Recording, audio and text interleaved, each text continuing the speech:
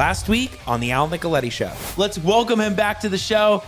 Nate Hare, let's go, baby. What's going on, man? I got to keep the energy up because I got to keep up with you, man. But I'm ready to rock and roll and talk about self-directed IRAs. You should understand how self-direction works, whether you have an IRA or not. There's $35 trillion sitting in retirement accounts right now, over $14 trillion just in IRAs alone. That is a private capital source that you as a real estate investor should be tapping into because it doesn't tap into your credit and it's a relationship business. We don't want to give you the money out of your IRA because that's treated as a distribution. You want to buy and sell the investments in the IRA so you retain all your tax benefits. What's so great about that IRA is you just keep putting money into it.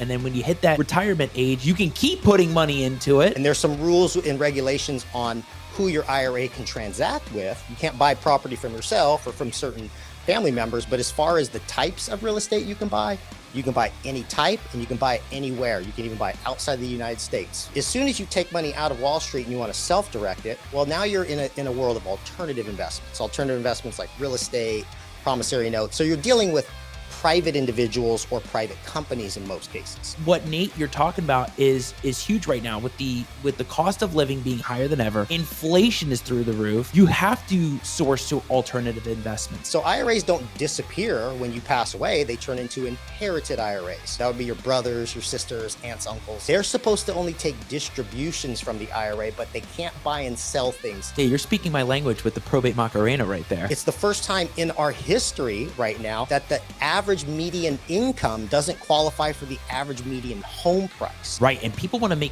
more on their return on their investments, more than ever. What does $100,000 do compounded at 14% tax-free? It turns into $1.4 million without a single additional contribution. I don't have to put savings in there. I just need to keep my money working and keep it invested in deals that I'm secured by. And if I structure the deal appropriately where I get the money back and I can reinvest it in a year, compounding interest works well. Boom. We're going to leave it right there. Nate, you're the man. I appreciate you, Al. I appreciate your team. It's been a blast. Such a great jam-packed episode with Nate Hare last week, all about self-directed IRAs, what a self-directed IRA is, how you can leverage it with real estate, maybe getting into note investing, or if you want to do any lending, and just explaining the power of self-directed IRAs and what that Roth IRA could do. If you missed any of that episode, go check it out and check us out on all the platforms for podcasting, you name it, we're all out there, and we'll put the QR code up there so you can follow us everywhere. And I gotta say, I'm so excited for this tonight. This is going to be a great episode with two guys that are up and coming and have been grinding the last 3 to 4 years in real estate, Juan Gomez and Jimmy Fuentes. And what I love about them is they started on one deal and it completely changed their business, and they are rolling. And their story is so inspiring. I know that anybody that's either jumping in or that's been in this grind for the last couple of years, you can do it, they can do it, and they're going to talk about their story. I want to jump in on that. And I want to say, just for opening thoughts tonight, we all know what season this is, and it's tax season. If you are not with a crackerjack CPA accountant and you got your bookkeeper together, you have to.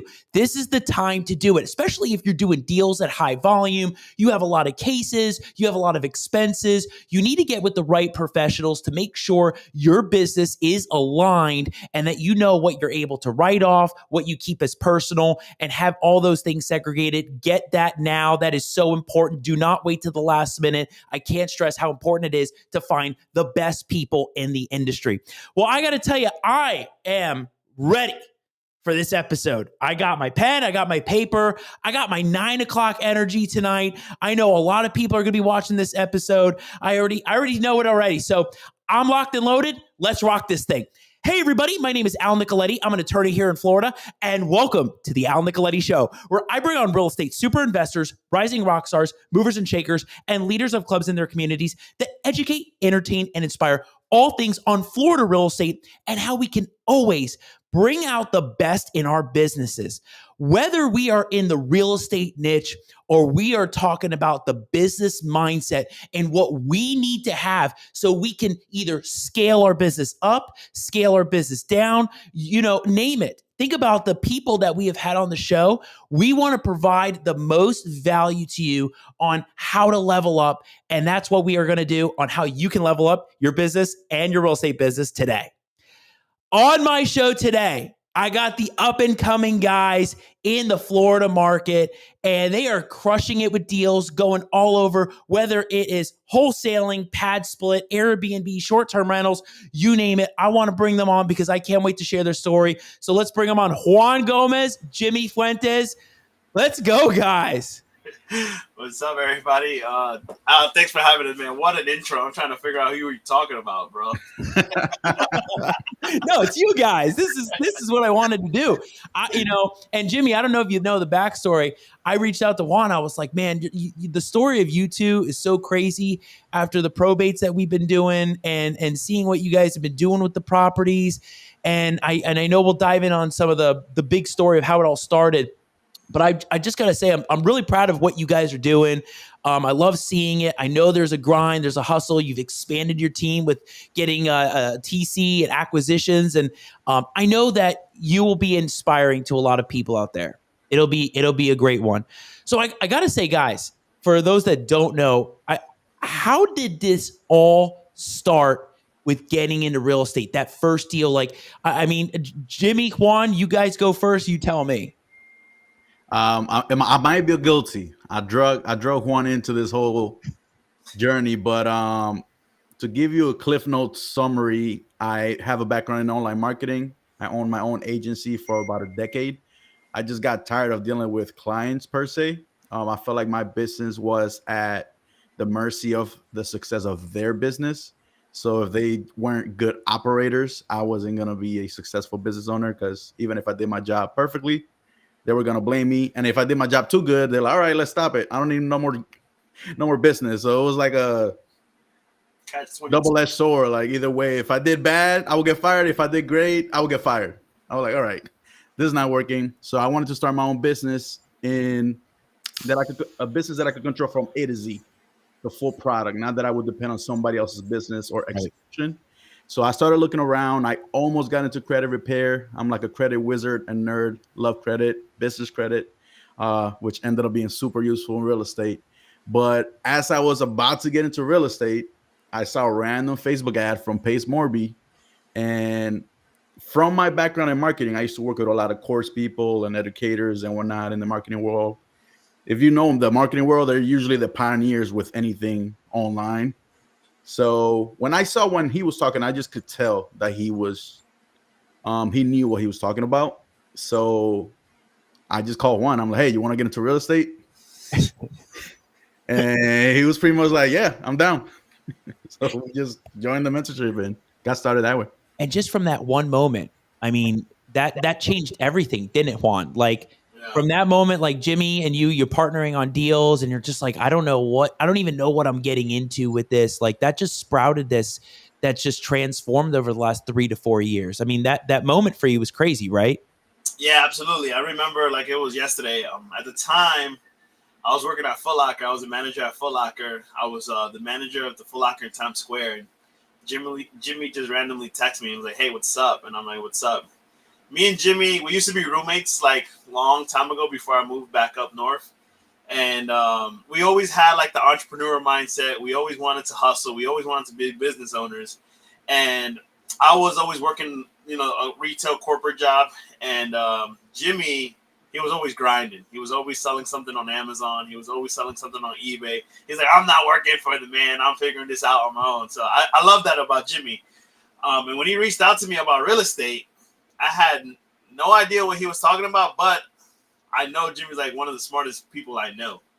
And when he reached out to me about the opportunity, I was like, well, what can I lose from it? And yeah, it completely changed our lives for the better. Yeah. So, super happy that we did it, Yeah. And I got to say, like, we got to talk about that first deal that you guys had. Yeah. Because I had no idea this was your first deal ever. But I want you all to share, like, What was that first deal you had that completely changed the game for both of you? Go ahead, Jimmy. I'll let you start it off. So from my marketing background, I just hit the ground running and I did a text blast campaign. By mistake, I text blasted 10,000 people all at once. I meant to do like 1,000 tests, and by mistake, I just text blasted too many people, and I just started getting texts inbound. And one, I was just sifting through and just picking and choosing which one I respond to. And one lady she said, "Pay the taxes and you can have it." I was like, okay, let me talk to this lady. So I started talking to her for a little bit, back and forth, and we were interested. And I forgot what happened, where I think she wasn't ready, or I just didn't know what I was doing either. So, but eventually Juan somehow landed in front of that lead, and he called them, and he kind of picked it up and started the actual process of locking it up. But that's how the lead came into our world. And then Juan Havincas, I don't know that side of the story. Yeah, so my side of the story, I call the lady up, and she tells me, "I have this piece of land. You can have it for free." So when I heard free, my ears went like, "Oh my God," And mind you, this is like 6 months into like trying to find a deal. Like we're new, we don't know what we're doing. I'm making phone calls on my days off. I'm still working at Foot Locker. Mind you, this hasn't happened again. Yeah, it's never happened again. So she told me free, so I'm like, this has to be a deal, right? It's free, right? How could it not be a deal? But she tells me, but you got to pay the taxes. And I was like, how much is that? And she's like, it's like a couple $1,000. I'm like, okay, that sounds doable. And it needs to go through probate. So when she tells me it needs to go through probate, I said, absolutely not a problem. We'll take care of probate from A to Z for you. And I had no idea what probate meant. Good chance. I literally had no idea what the word probate was at all. But she's ready to give me the property as long as I do probate. I'm ready to do probate. And I had no idea what it was. So I called Jimmy up and I'm like, Jimmy, I think I found a deal. And he was like, I told him the deal. And he's like, oh, I texted that lady a few weeks ago. I'm like, yeah, but you didn't lock it up. I'm like, about to lock this thing up, bro. He's like, but she said we need to go through probate. What is probate? And I think at that time, Jimmy already had Googled it. And he already had asked, because we joined the Pace Morby community, like he said, the Sub-2 community. So I think he already had asked a few people what probate was, and they explained to him what probate was. And then, if I'm not mistaken, Jimmy, out of you kind of trying to search what it was, that's where we landed with Al, right? Somebody was... Yeah, so a little background, right? So this deal ended up being not only our first deal, but it had a bunch of different roadblocks and education and tools that we ended up learning from getting this across the finish line. And the first one wasn't even probate. The first roadblock that she gave me is you can have it for free. It's a piece of land that I bought a long time ago, but it's not even buildable, so you can't do nothing with it. Just pay the taxes. I'm like, not buildable. I don't know what that means. But the reason she gave me was this. There's no sewer connection to the water, so it's not buildable. In my mind, and the city was Orange City, Florida. In my mind, 99% of the houses in the area that she was have a well. So I'm like, I feel like sewer is irrelevant in this conversation. So she was half right. The land wasn't buildable, but it had nothing to do with the water. It wasn't buildable because it wasn't big enough. And the city has a minimum requirement for the land to be buildable. But in my mind, I was like, I'll still buy it. One day I'll clear it and I'll park a big yacht in there just as an extra parking spot. Because it was like $4,000. And I was like, I don't know nothing about real estate, but $4,000 is cheap. I'll buy one right now. And so that was the first hurdle, which eventually the way I solved it is I used a software called PropStream, but you could do this on Zillow, Google Maps. And I was just looking at the lot as she was telling me it's not buildable. And I noticed there's a lot right next to it. The boxes look exactly the same. And it was vacant as well and not built or nothing built there. So I was like, all right. Long story short, I found the guy. We ended up locking him up. So I fixed that. I had 2 pieces of land that if you put them together, it was now more than big enough to build a nice little house in it. I'm like, all right, perfect. And then we run into the roadblock that I had to go through probate. So I started calling around. And probate was very expensive at the time. And I'm like, well, there goes this deal because I'm not paying for probate. And this is not even actually. I think you're right, Juan. I think that was first because I remember saying this is not even buildable, and I'm definitely not going to pay for probate. But I spoke to a buddy of mine. His name is Mike McKay, and we were just randomly talking. And he was like, "What you got going on?" And I was telling him, "Like, man, we got this deal. We almost closed, but it's a dud. We can't pay for probate, and I'm not going to pay for probate. And I don't even know if it's buildable." He's like, "What do you mean pay for probate? Just talk to Al. He'll take care of it, and then you pay him at closing." I'm like, "Oh yeah." I'm like, "Oh, let's go." So I called you, spoke to you. You kind of explained what probate was to me. I told Juan, and I'm like, "All right, perfect. We got that solved." And then eventually I solved the second half, which was finding another whole guy. He was in California, retired doctor. Anyways, it ended up being a whole thing, but that's that story. And the craziest part about this is I didn't know at the time when you called. I thought, hey, like this guy Jimmy, he's been doing deals like, left and right. Like I don't know like what the resume is of anybody that calls. And I'm thinking, wow, like, that was easy, right? And then I remember talking to Juan one day, and Juan was like, yeah, man, that was our first deal ever. Yeah. And I was like, wait, what? You were like, yeah, that was our first deal. And I remember you were like, that changed everything we did, because from that, we were able to grow and do other things. You were able to take the assignment, or figure out, hey, if we could do that, we could do all these other things. And now it's catapulted into you guys doing fix and flips, Airbnbs, novations, off that one deal that just changed it all. Yeah, that deal was just proof of concept, and that's literally what me and Jimmy needed. Me and Jimmy just needed, like, man, let's just do a deal. Let's just do a deal. If we can get one deal across the finish line, we absolutely can get more. And, man, that 6 months was so tough, right? It was so many learning curves. It was a brand new industry to the both of us.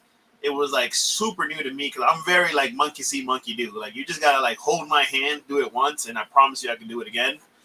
But, nobody could really hold my hand in this situation because me and Jimmy never done a real estate deal, Right. But I just, like, through communities, yeah, and then doing something with probate, which I didn't even know what probate meant at the time, and being able to do that, I'm like, man, if I could do something in real estate I never heard of, I could do things I heard of. I've heard of fix and flips. I've heard of assignments at that time, So, yeah, the proof of concept was, like, the biggest thing for us. And we're like, man, let's find more probate deals. Like, we could just lock them up and send them to Al, and Al just does it for us. So we were like, yeah. So from there on, like, I love probate because of you, Al. hey guys, I promise this is not a plug for Al. It's not.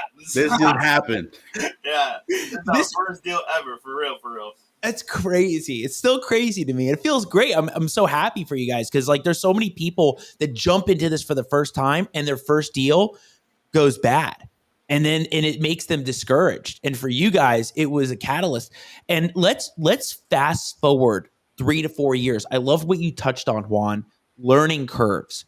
What have been some of the biggest learning curves that you have been encountering or encountered when really being in this real estate industry?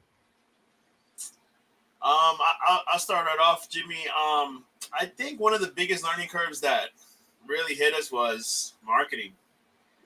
We just thought that we can go get data from these data providers and just rip a couple phone calls, send a couple text messages, knock a couple doors, and the deals will come, And, man, it's difficult. It's very competitive. Like, I had no idea how competitive this would be, right? Because you're going against all the investors in Florida, and you're going against the whole world. There's so many people investing in the Orlando market, So it's extremely competitive. But, man, like, great. I think communities has helped us a ton, right? We just being part of, like, really great communities. Like I said, we're part of Sub 2. We're part of the REI SIF community with Tyler. He's awesome, and he's helped us so much with, like, how to market. And that's probably the biggest learning curve, though, because we literally, like, the first year and a half, 2 years, we kept, like, we got a couple deals here and there, but it still was a struggle, But now, that's probably, like, one of the biggest learning curves was just how to find the right people to market to and how to find them first. So I think that's been, like, the bread and butter. I wanna dive deeper into that a little bit to give a little bit more context. Why I got into real estate. I heard about wholesaling probably 10 years ago from a guy named Matt Terriot. out of California, if I'm not wrong. I forget what the name of his show is, but he's been doing this for a long time. But to me, it never makes sense. Wholesale, you buying houses 50% off. What are you talking about? What a scam. Moved on. Literally 10 years later, I see an ad from Pace. The reason he convinced me to get into real estate was subject to creative finance. You could buy a house full retail or even overpay. And you could do many deals as long as they're cash flow. You make a bunch of money cash flowing. They get all their money. Everybody's happy. So I'm like, this is going to be a breeze. I'm going to be overpaying for houses. Who's going to say no? I'll just go to MLS. I go to Zillow, overpay for every other house. And as long as I could cash flow $500, I'm going to be rich. So that's why I got into real estate. And then we were abruptly battered when we got in. And eventually I ended up even wholesaling, which is funny. I could have started 10 years ago, but eventually I got into wholesaling and all that stuff. So marketing is definitely one of them. But I think a bigger thing for us was even more selling. We didn't realize how much selling and closing was going to be a factor in this industry. We were literally thinking, I'm buying whatever you're selling. Like, what's there to sell? Just, okay, how much do you want? Okay, here's the money. That's it.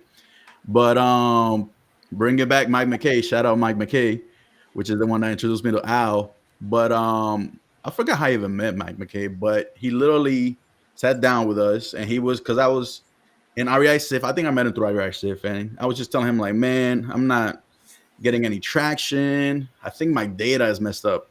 And Mike and I knew each other enough that, one, I was in REI SIF. Honestly, if you're in REI SIF, you're kind of like a data nerd. So it's automatically like your data can't really be wrong if you're in REI SIF. But he knew me, and he's like, bro, you're a nerd. Like, your data is not wrong. Walk me through your process.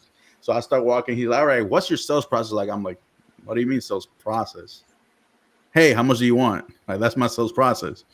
And he was like, yeah, dude, like, I think you got to look into your sales process. And he put it into a very beautiful sentence that to this day it rings to me. He's like, if they're not borderline or fully crying on the phone, you're doing your job wrong. Mm-hmm. And it kind of made me look back to the conversations that I was having, that there were basically arguments, FUs, like, get off the phone. I'm like, all right, they're very far from crying. So whatever I'm doing it wrong. And he gave us a great crash course that we've still used a lot of it today. But I think that was one of those big hurdles that, one, you got to learn how to market very effectively. I think REI SIF is a great starting point for people that are starting to learn, especially at a low budget.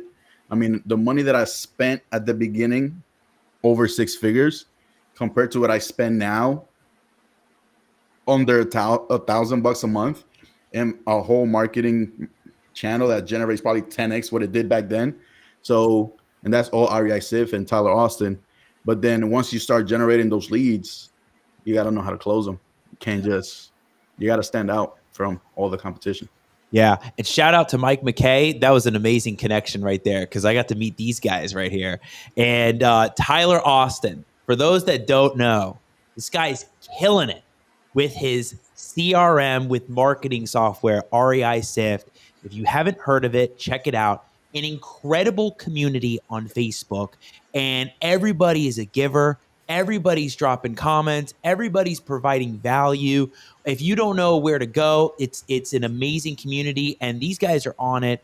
And I know Tyler's watching. You know, let's talk about this, guys, because like you said, marketing was one of the biggest learning curves. And with marketing, you got to keep yourself organized, right? And that's what the REI SIF software was helping you guys with, right?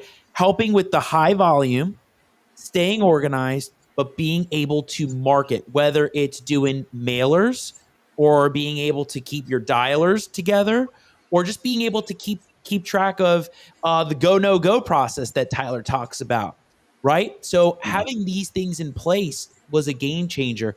And Jimmy, Juan was telling me you're the software guy, so you see a lot of the benefit to having that. Juan, on your end, the marketing, now that you look at it, better than ever? Yeah, because back then, and I think it's like maybe even like a common thing in the industry, is, you know, you have thousands of prospects. You know, people normally say leads. I like to say prospects. A lead to me is somebody that shows motivation, that wants to sell their property. But most, you know, people, gurus, everybody talks about having thousands of properties, and then you just going out there and negotiating a deal, you know. But it's like Jimmy said, it's extremely expensive to have thousands of records. It's extremely expensive to skip trace at thousands of people. You know, it's extremely expensive to send out 1,000 mailers. It's extremely expensive to pay people to go knock on thousands of doors, right? And the truth is, you know, bigger companies doing this at a huge high level, they have the experience, they have the marketing dollars, so they're crushing you already from the get, you know. So one of the things that Tyler taught us that was a game changer was, like, you don't have to try to compete with these guys. Like, you could take a more sniper approach and, like, hunt your prey, you know, like in a very strategic sniper way. So you don't need thousands of leads or prospects. You need a few. You need to find the right one and, you know, take your shot, you know. And when we fell back to that, we're like, man, this is not going to work. Like, we went from, like Jimmy said, text blasting 10,000 people to, like, we're working on 50 prospects today, you know. But sure enough, it did start working. And we're like, oh, my God, look at this. And we're just learn how to get to prospects first, right? Because that's another thing. People that are focusing on bulk normally don't have the strategy to be first. So instead of going bulk, we went to the strategy of being first. It's hard to be first. Yeah, you don't have too many people. First to market, yeah. Tyler talks about that all the time. I think he has challenges on that. Yeah, he just had one. We were part of it. It's super cool, but yeah, man, a lot of people that are focusing on the first to market strategy, they're killing it. You know, they're killing it. You told Jimmy when you go do the challenge. Now I'm playing. Jimmy's just trying to get it right now.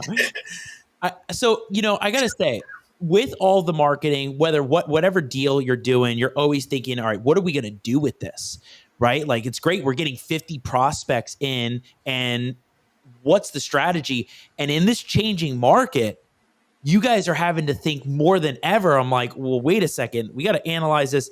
Are we going to wholesale it? Are we going to do a novation on it? Are we going to do seller terms?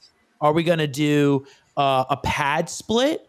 You know, and I go on Instagram one day and I see Jimmy, like, he's like filming like all the lamps and lights that you guys have that you're gonna use for the pad split. I'm like, what is going on? Like, you know, you guys got to really think about a lot of these things and get creative about what are we doing with these deals. So how are you guys analyzing that from the acquisition point to know what exit strategy you're doing?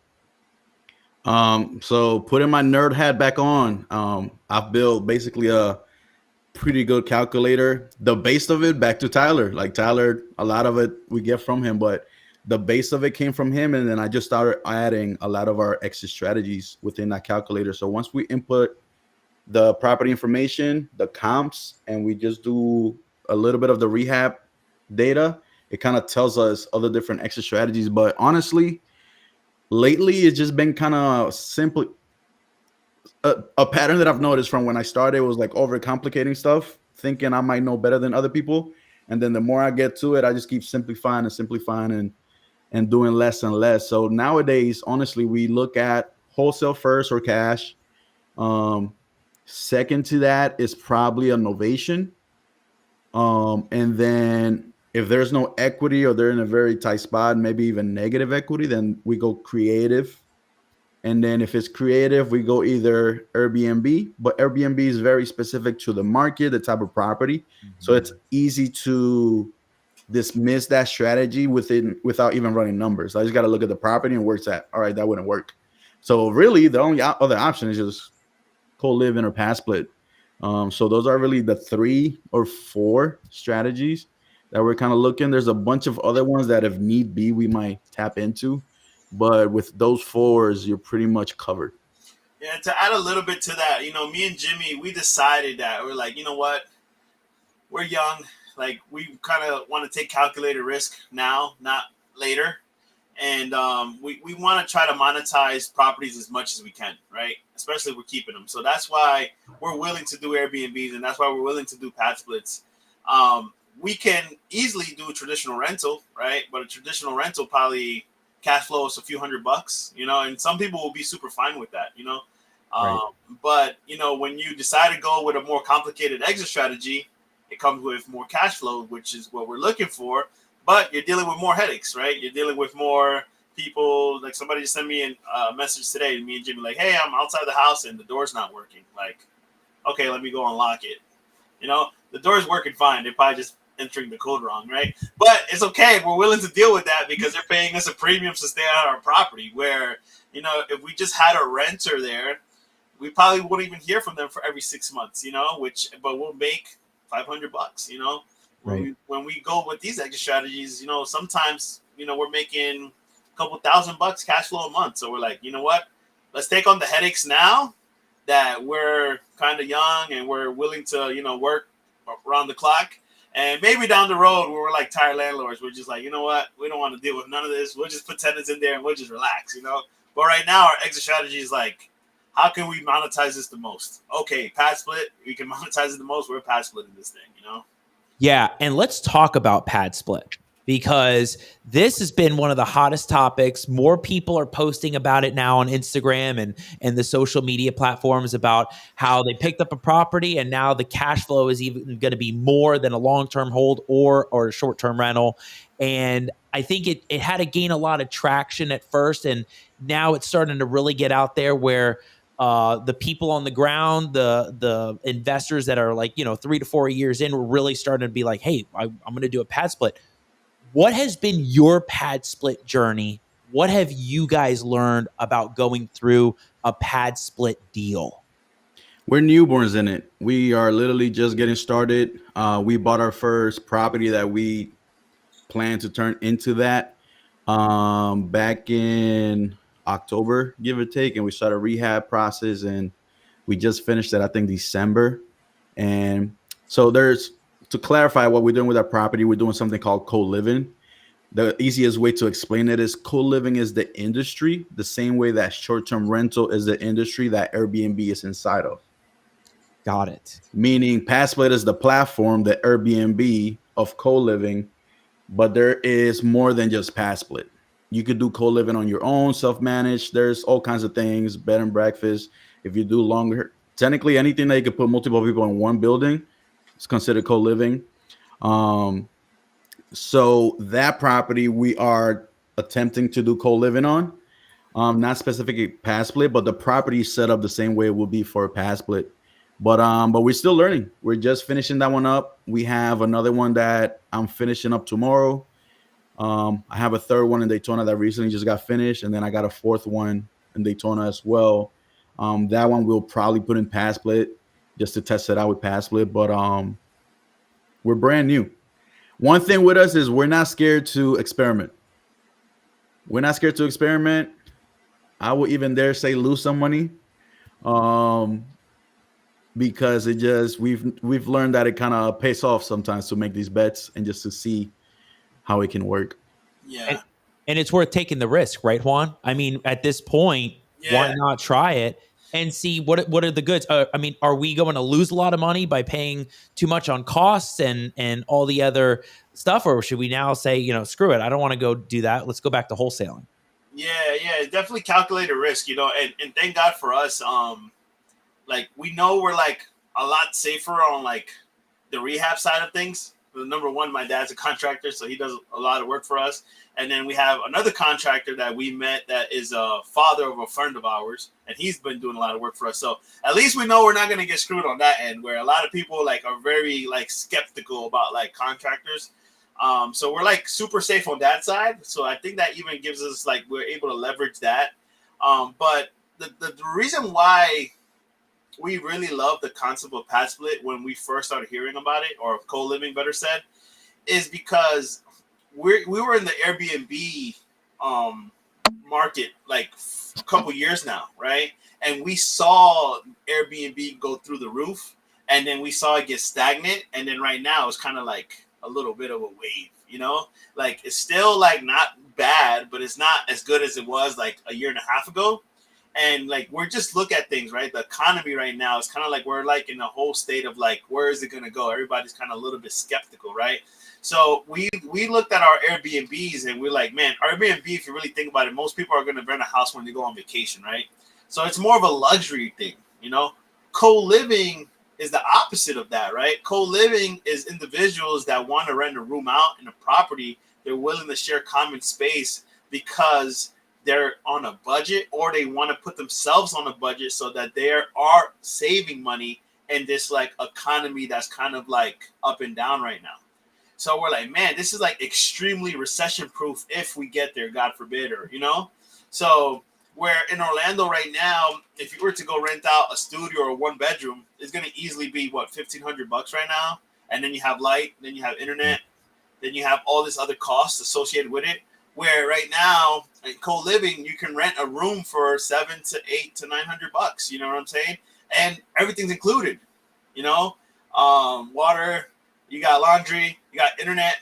We're paying for the gas to get cut. We're paying for the plumber if the toilet leaks. So it's almost like a no-brainer. You know. So we're like, man, like we love this concept. You know, because and you know, I'm a New Yorker, right? New Yorkers been co-living their entire life for the last 100 years because of how expensive things are, right? And I always tell this to Jimmy, like, growing up, everywhere I would go visit a family member, they have somebody living in the basement. You know, You don't call it co-living, but they're just like, yeah, of course I rent my basement out. Like, who does it? You know? But that's like the most common thing up here in the north because of how expensive stuff is, you know? In Florida, I think those markets right now are kind of getting to that point where they're like, man, things are kind of getting expensive. Like, where can I live? What can I do? You know, so that's another reason why we wanted to kind of dive into this industry, because we feel like it's very, very recession proof. Yeah. And I remember the episode I had with Jeff Weller, and Jeff was talking about how like there are certain types of requirements to being able to do the co-living, like either the size or the different rooms now you got to create. And you have to really make sure this property fits that parameter of being able to have co-living opportunities. And because you don't want to do something and then have an issue with code enforcement or permit issues. So you have to be careful there. And the other thing I noticed too about you guys is I remember there was one probate I got done, and I remember looking at the house and I was like, wow, that's a nice fix and flip house. And I'm thinking, hold on a second. These guys knew they could spot it a mile away that this is fix and flip. And I thought, wow, it's fascinating seeing it, that you can see that deal and you're like, we're going to go this strategy. And I even felt the same way when I saw it. So you guys know how to really pick and choose. That's going to be a fix and flip. This is going to be a pad split. You already know intuitively. I'll be honest, Al, it's a lot easier than that. The property tells you it needs to be this, because if not, it's not going to work. It's way less than I need to pick this magical strategy. It's usually more like, this is the only thing that will work. Because it's usually like they don't want to do stuff too creative, hold the mortgage on their name. They don't want to sell for a low cash offer. Novation is really the only way that I could give you your price, and I might still be able to make something. You don't have any equity. You don't have any room to even do that. You're negative equity. You have to do creative. And if you have to do creative, back to what I was saying, either is the best property for Airbnb because of the location, property style, or it defaults to co-living. So they almost self-select. We never try to fit a square peg into a round hole. The properties kind of just, we're looking at it like a kid, like a little box, and all right, this is a circle. It goes in a circle. Like, we're not trying to force it. The only thing I would add to that a little bit is like, we do at least wanted to say, like, worst case scenario, we could just rent this thing out. You know, like, worst case scenario, we could rent it out. And even if we were like breaking even for now, that's like, again, calculated risk that we're willing to take. But like I said earlier, we're looking to try to monetize as much as we can right now. So that's why we're focusing on the other exit strategies. Yeah, and I've heard some other investors where they can't make the deal happen. They're doing novations. How has been your experience with dealing with novations in this market? As far as pitching them, or just doing them, or just getting into them and dealing with the whole process, because it's not a wholesale. Right? It's not. but you're trying to maximize the value of that deal. Yeah. Novations, honestly, I think might be the future of wholesaling, if you will. It's damn near the same thing. It's just a very technicality type driven term and strategy for the only sake of being able to wholesale to a retail buyer, aka somebody that's using traditional financing. And the only reason that's happening is because banks don't like assignments. So it's just a legal terminology and strategy. It's the same thing to me in my brain. I'm wholesaling it. Got it. Yeah. It's just a legal paperwork. All right, I'm doing an innovation. I'm not doing an assignment. I'm wholesaling it, but I'm not even wholesaling it to an investor. I'm wholesaling it to like the end user. And that's why novations kind of work, because the end user, right? An investor that buys a property, they need to buy it where they have to make profits, right? No investor out here is buying a property where they're not going to make a profit, right? It wouldn't make sense unless you're buying it for a buy and hold, right? Where you'll make profits on the rental, which right now, refinancing a house is a little bit difficult, right? Because of the interest rates, right? So for you to cash flow with market rent and today's interest, it makes it a little bit tougher. I'm not saying the deals aren't out there. They are definitely out there if you look for them. But I think that's why like novations work, right? Because you're wholesaling it to the end user. So that end user doesn't need to see profit margin, you know? And sometimes the end user even gets a slight discount, and in their mind, they're like, perfect, I'm going to use that to rehab what I want to rehab in the property, whether it's cosmetics that they want to upgrade themselves or whether the property just needs a little bit of TLC, you know? But yeah, that's interesting you said it like that, Jimmy. I didn't think about it being like the future, but that makes complete sense. Yeah. Look at that. Because you could wholesale innovation. Yeah. Like if I lock up a contract, an innovation contract, I can assign that. So it almost makes assignment or a wholesale contract useless. You could almost start with innovation and go whichever route you want to go with it. We know people that take innovations and they only market them to investors first. Naaman Taylor is one of them.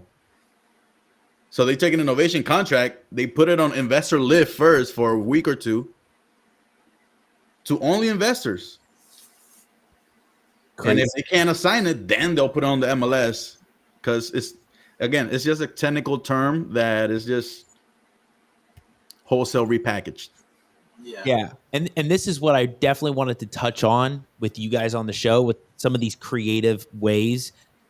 Being in 3 to 4 years, I mean, you've been able to see a pretty good spectrum of different strategies you can implement, because maybe the margins are too tight, the equity's not there, the equity is there. We can do co-living, and I want the audience and the viewers, listeners, to see that even if you pick up a deal and you think, oh man, I don't know if this is going to make any money, maybe pick a different strategy and go that route and say, well, wait a second, maybe you'll cash flow more doing this or doing a seller terms deal, right? It's having that open mind right now on what can we do. And I'm always thinking about, like, you know, what are some people doing with the probates? You know, are they holding it?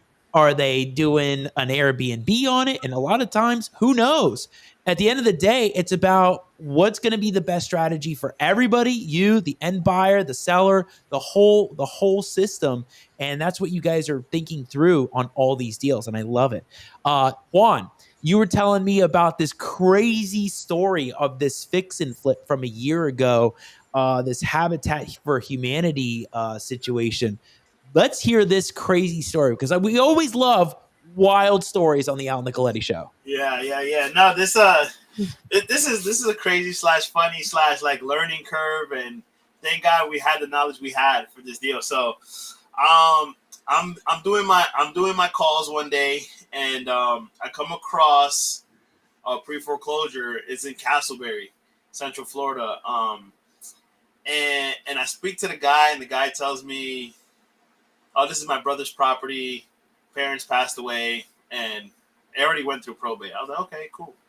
So I was like, let me get your brother's phone number. So I start calling the brother. So I speak to him a little bit, and he ghosts me. So he stops picking up my calls for like a few weeks. So one day I'm like, man, I really want to try to get a deal. I want this deal. Let me call him off another number, right? So I call him off another number, and boom, I catch him. He picks up the phone, man. Like, I knew it. This guy was ghosting me. So I'm like, hey, man, what's going on, man? Like, you want to sell it or not? Like, you're in pre-foreclosure. Unfortunately, you told me already you can't catch up the payments. And before the bank throws to auction and you end up losing even more, like, let's figure out a deal. So, boom, he says, all right, that's fine. Let's figure out a deal. So we get him under contract. So then once we get him under contract, I felt so bad, bro, because the guy's telling me, man, I hope we can close on this quick because I was trying to sell this before, but the property was given to my parents through Habitat Humanity. And I was like, okay, what does that mean? He's like, that nonprofit that gives away houses? I'm like, oh, yeah, I remember, like, seeing commercials, And according to what other investors had told me in the past, you can't sell it for a profit because of Habitat Humanity. So I was like, there's technically a first right of refusal that Habitat of Humanity has on whether if you want to sell the property, they have the first right of refusal to buy it. And if you have a wholesale price on it, they have the first right to refuse to buy it at that price. Yeah. Ooh. So we learned that. We learned that through the deal, So I was like, hey, man, whatever hurdles we come through, don't worry about it. We got this, right? We'll give it the best shot we got, right? That's what I told him. I was like, if anybody can get this done, it's us, man. We'll give it the best shot. So the guy's like, all right, man, I trust you. So cool. So we get him under contract. The guy texts me that same day, man, I really hope this goes through. I'm like, I told you I got you. He's like, I don't even have money to eat today. I'm like, man, you don't have money to eat? I told Jimmy, he didn't even know this. I don't know if I even told Jimmy. So I'm like, hey, man, what's your cash out, bro? I cashed out with my $100. I'm like, man, everybody should eat, man. It was Easter weekend as well. So I'm like, man, get you some good food, man. Like, on the house. Cool. So get then. 2 liter. Yeah. It's funny. Jimmy says 2 liters. So then the next week rolls around and I'm like, hey, by the way, my partner is going to swing by, just to check on the condition of the property. You told me the condition over the phone. We just want to verify everything is good. He's like, no. Man, the condition I told you over the phone is the condition it is. Like, we're good. You guys don't have to come by to look at it. So I'm like, whoa, red flag. Like, what do you mean? Like, nobody makes a decision for hundreds of thousands of dollars without looking at the house, So I tell him, I'm like, hey, man, I'm telling you right now, if we can't go look at the house, like, deal's off the table. Like, 100%. Nobody, whether it's me or anybody, nobody's going to buy this thing without looking at it. And he's like, well, I'm going to tell you the truth. I'm like, go for it. The reason why I don't want nobody coming to my house is because I don't have any running water. I'm like, okay, what does that mean? Running water? So I'm like, all right, we're not there to use the bathroom. We just want to check, He's like, well, the truth is I pee inside 2 liter bottles and I have them stored in the house. So I'm like, man, this guy is like, nah, I don't believe it. So I'm like, but I didn't make him feel bad about it, right? I'm like, listen, dude, you're telling me you're peeing 2 liter bottles and you have a couple stashed around the house. We don't care. We just want to go make sure that the property is like, it is what it is, as far as the condition. Like, I said, you know what? On top of that, when we do close on this thing, you can leave all the piss bottles in there. We don't care. Like, we'll have our crew like take care of it. But I'm legit thinking like, there's no way, Like, I don't know, something's not adding up. But anyway, I called Jimmy up because I live here in Jersey. So Jimmy, any local brunt and headaches, this guy. If you guys are looking for a partner, man, just have him be in the state of you guys' markets. Love it. So I said, Jimmy, this guy said there's a couple piss bottles in there. I don't even know what that means, but go check it out. Jimmy sends me a picture a few hours later. This guy, I don't know, he was like collecting these things, man. This guy had how many piss bottles, Jimmy? Probably over 100. And my biggest baffleness is like, why weren't you emptying it in the bag? Like, I get it. You're using it temporarily. Go empty it. No, he will like seal it up and put it in the corner. Like, he'll just keep adding to them. I'm like, what's going on here? I know you got trash. Trash doesn't stop. So, I don't know. He had a bunch of them throughout the whole house. And this is a real deal. Yeah, it's a super real deal. Yeah. So then I'm like, hey, man, what's going on with the water? Like, why is the water running? He's like, well, like I told you, I lost my job. I don't have any income. And I couldn't afford the water bill. I'm like, man, how much is the water bill, bro? He's like, I don't know. I'm like, give me your water account. He gives me the water account. I call him up. It was only like a few $100. I'm like, Jimmy, let's pay this guy's water, man. Like, everybody should have running water, man. Come on, you know?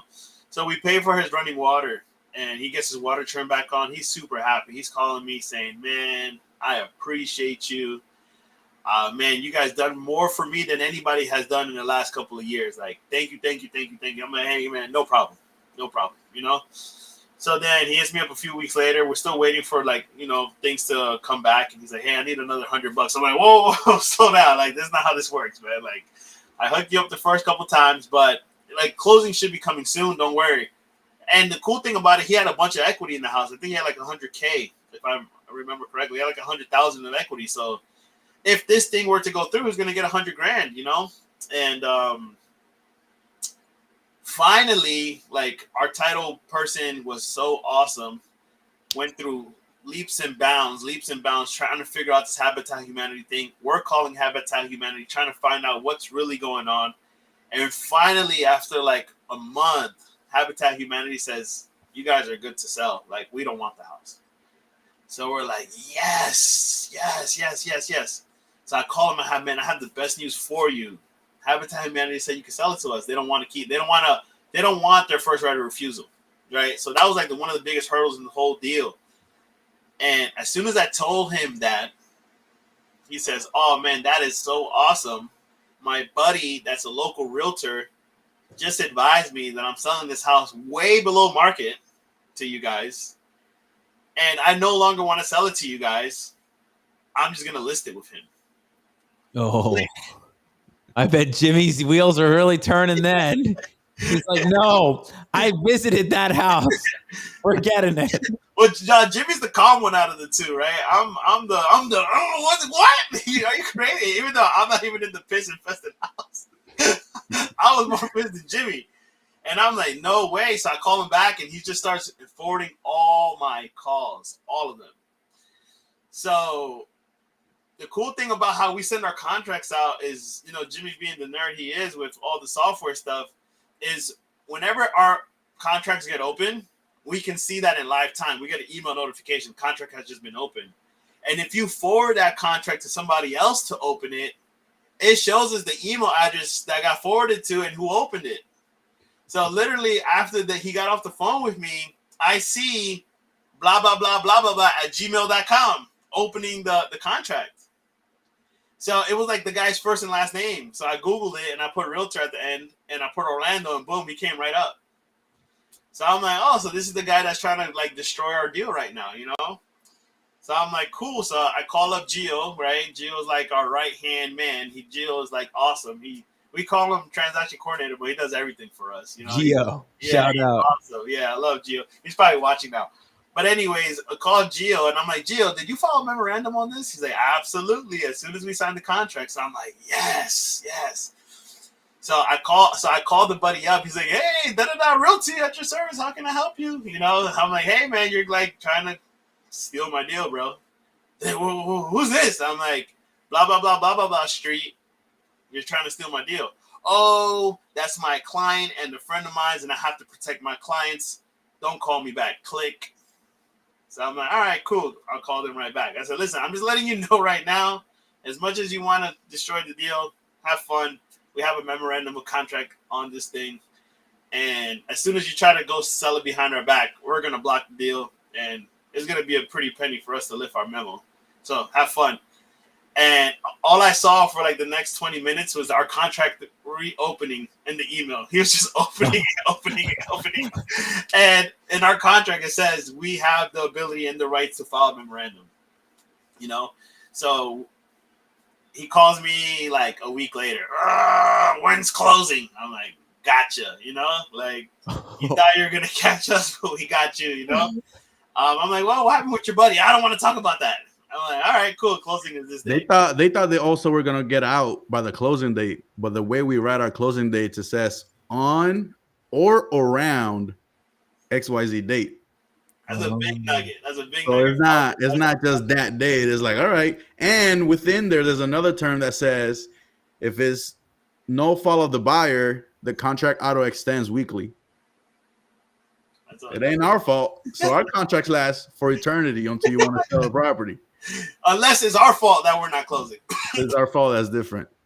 Look at that little strategy. That's helped us a lot too, right? Originally, the reason why we put that there was like, you know how probates are out, obviously, right? You're the probate wizard. As much as we want to get the probates done in like super timely fashion, at the end of the day, you do your job correctly, and then it's pretty much on the court. Right. It's on the basketball court of the courts, right? Right. It's out of your control at that moment, right? So what used to happen when we were like still newbies is all the time, like we think that probate would be done in 3-4 months or, you know, a couple weeks, and it doesn't, right? Especially in Volusia County, like you always tell me, like they're so backed up, right? So then the title companies will always have to tell us, hey, we need an addendum. Hey, we need an addendum for closing. Hey, we need an addendum for closing. We need an addendum for closing. So we're like, man, like we hate sending these addendums out. Like sometimes it's hard enough to get these people to sign the original contract. Now we're chasing them down for addendums, you know? Right. So Jimmy came up with this bright idea. I'm pretty sure it was between Jimmy and Gio because Gio is like a contract wizard. They put that auto extension in there, and then the auto extension helped us out too, right? So we don't have to get these addendums. And then if they try to ghost us like this guy does, it just keeps auto extending, you know? And then the on and around, a title company told us that. Title company's like, why don't you just put on and around? Around is like forever. You know, like what's that around? That was Matt Larson. That was Matt Larson? Okay. So yeah, on or around, right? Around for me is 2 weeks. Around for you might be 2 years. You know, so yeah, that's a cool nugget to share with the audience there. That just helped us on a deal that we're doing right now that probate went through for like 8 months, and title didn't even ask for an extension. Our hard money lender asked for an extension, and I was like, "Hey guys," I took a screenshot, I highlighted it. I'm like, "We don't need an extension. It already auto extends, and they haven't asked for nothing since. They're already cleared, closed, and everything." So. It's not just title the ones that can give you grief. It's your lender as well. Yeah. So that guy, he pretty much, he was trying to jerk us out of the deal. You know, obviously we're investors. Obviously, and we know super transparent from the beginning. We're gonna buy your house. We're gonna fully renovate it. We're gonna put it back on the market. We're gonna make a profit. You know, but at the same breath, you're making $100,000, dude. You know, but you know. Everybody's nice until it comes down to money. Like, that's what this industry really is, right? And that's why you have to protect yourself with contracts. So the guy, you know, he pretty much had to eat his own words. And yeah, he went to closing, signed, got his $100,000 check. So he was super happy. So we were able to help him, even though he tried to not help himself with us. And then yeah, we were able to fix and flip that property. You know, it was a really cool fix and flip, and then we made like 50 grand on that one. We made like 50,000 on that deal, so we were happy. You know, look at that. So yeah, and it's just it's going through these headaches, right? Like Juan, you talked about, it's just like it's figuring out the headaches of the deal, but as long as you commit and try, it's taking that action and following through with it. It's going to happen. It's just you got to get through these little bumps in the road. And I love what you guys are doing. And you know, Jimmy, like you're seeing it on the title end, you're seeing it on just so many ends with what to do on the strategies. And Juan, you're talking to all these sellers and figuring out it's finding the solutions, not the problems to these deals is what makes the difference. And I love what you guys are doing. I gotta say, at the end of my show, I've been doing these signature questions. So I got to ask both of you certain signature questions. So let's rock this thing. What do you look for in new hires? What do I look for in new hires? Honestly, I just look for energy. Like, I'd rather take somebody that doesn't know nothing about nothing of the industry, but just give me that energy. Like, if you give me that energy, like everything could be taught, everything could be trained, you know? But energy can't be, you know? Energy to me is like the most important thing with any connection I do. Cause I'm huge on energy, man. Like me and Jimmy, I think that's like the reason why we clicked so well when we did like back in like high school days, like huge energy, you know? So the answer to that is energy for sure. I love it. What was the best advice you guys heard when starting out with real estate?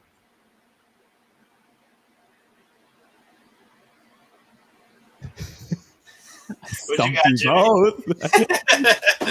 Best advice, man. I can't even think of one specific thing. The, This is definitely a real. It's just so many. It's like it's not. It's like saying like, what's the one thing you need from a sandwich? Like, no, I need all the bread, I need the lettuce, I need everything. Like, I mean, this is one thing that stuck with me, especially when we didn't have a deal yet, right? Pace will always say, if you put the work behind it, you'll find the deal. But even if you don't know what you're doing, the world will give you a low-hanging fruit deal. Meaning, the world just gives you a deal just because you've just been trying. Like it's like every investor, I feel like, gets a couple free deals a year. Well, maybe you just get one, but even one free deal. When I say free deal, what I mean by that is like not so many roadblocks, not so many headaches. Right. Like, but you only get that prize if you're really going for it, if you're really trying, So I just told myself, I kept telling myself when we couldn't find a deal, where's my free deal? Where's my low-hanging fruit deal? Like, I was promised this deal, but it's so true. But you only get that through, like, consistency and, all the stuff that everybody talks about. But you can't expect to, like, just get a lucky deal here and there. But the lucky deals are out there, but you're only there if you put the work in. Great. Hey, love hearing that. Jimmy, this one might be more for you. I don't know, Juan, you tell me. How are you leveraging social media for real estate business? Yeah, that's Jimmy right there. Social media has helped me a lot with networking. I think real estate is probably one of those industries that are very networky heavy. I've never heard about networking from any other industry, and then you get into real estate and there's a meetup every other week from 10 different people. So the first thing that has helped me there has been with networking, where when I enter rooms, I'm just getting started. And even then people come up to me like, hey, I saw your videos, or we spoke on social media. I'm like, yes, we did. So it's just, people are warmer to you. It literally just happened to me a couple of the last meetup that I went to this week with Javier, I think was his name. Big co-living guy, has like tons and tons of property, but in general, people just respect you a little bit more because not only are you doing real estate, but you're showing them what you're doing, what you're learning, your headaches, your mistakes. And something I learned from Grant Cardone, some people love him, some people hate him. But one thing that he said one time that was super obvious to me, I'm like, that's so stupid. And why do people expect to get supported by their family, friends, and helped out and whatever, but they never tell them what they do. It's like a secret, like a little tiny secret that nobody knows about. And then they are surprised that nobody's helping them or giving them referrals or hitting them up there. Like somebody just randomly wrote me today, hey, you want a JV on this deal? Don't remember if I ever spoke to the guy. But if he didn't know that I was doing real estate, or I don't even know how he knows me, but he just reached out. So basically a lot of opportunities come to you from just putting yourself out there. And all those things that I mentioned don't require a big following. All those things will happen to you, even if you have 500 followers, 100 followers, because of those 100 followers, 500 followers, most likely are local people that when you do go to those networking events, they will recognize you from your content and they will approach you and speak to you. So you don't need 1 million followers for all those things that I mentioned to happen to you. Yeah, love it. And I see what you're doing on social media. The Jimmy Reels, right, Juan? The Jimmy Reels and talking about pad split and getting into all these crazy situations. I can only imagine that it's really helped with community networking, strengthening relationships, and getting more deals. So again, love what you guys are doing. I love those answers all the way around. I love what Jimmy's doing because he puts me as a collaborator. So all I gotta do is hit accept, and I posted it as well. And then when I go out and about, my buddy's like, "Man, you're killing it, bro." I'm like, "Thanks, dude. I appreciate that." Ripping off it. I love it. I love it. Juan, and all my videos, half of them don't even have my face. So yeah, you can play it off. Juan's having a great time. I love it, guys. I think that what you guys are doing is fantastic. And I know a lot of people have been commenting on the show. So Shelly, shout out to Shelly. I hope you're still watching, Shelly. Say hi to John for me. Teresa, love Teresa. She goes, I'm loving this. You want to do real estate? Yeah, I'm in. You already had trust. Nothing more needed to be said. So you see what's happening right here. Tyler's watching. So there you go. He's watching. My guy Chris Aleman. Let's go, guys. Jimmy Fuentes and Juan Francisco Gomez. Look at that. He had to say it right there. Mac Jose. Wow, I haven't heard from Mac in so long. Look at it. He's watching. REI SIF community, guys. Chris had said, worst case scenario, you can turn them into brothels. Crazy. You guys are crazy. I don't know who this is. I don't know if it's Nitro. I don't know if that's Gio or anybody out there. And then Teresa said, best advice, call Al. The thing is, what's so great about call Al. It's like Sal. Better call Al. Call Al. I got to tell you, what's so great about social media and being on the podcast is like, look at the engagement that you guys have for watching and being here. And I mean, this is great. I mean, you have the guys in REI SIFT, you have Tyler watching. So there's a huge collaborative community effort that's happening by doing these shows, by having this. And this is what's so great about having you guys on. I got to say, as I do at the end of my show, I do a segment called Final Words, Final Thoughts. Anything that you really want to hammer home, we haven't talked about, one last piece of advice that you want to give everybody out there, this is your moment. Final words, final thoughts. Juan Gomez and Jimmy Fuentes. Juan, go first. If it ain't difficult, it's not worth doing. I might cheat, and it might not be that concise, but I'm going to do two. The first one is doing it is like 90% of the battle. We literally just closed a deal the other day that took us a year and a half or a year. I don't know how long it took us. But I was just thinking, like, just being in the business for that, like most people aren't even in the business for that long. So there's how many opportunities are you missing on just because you're not even around? Not even a skill thing or a luck thing, is you're not there anymore. You gave up. So it wasn't nothing special. We just followed up a year and a half later and we got the deal. So that was one big lesson. And the second one is there's always somebody that has gone through whatever problem you're going through.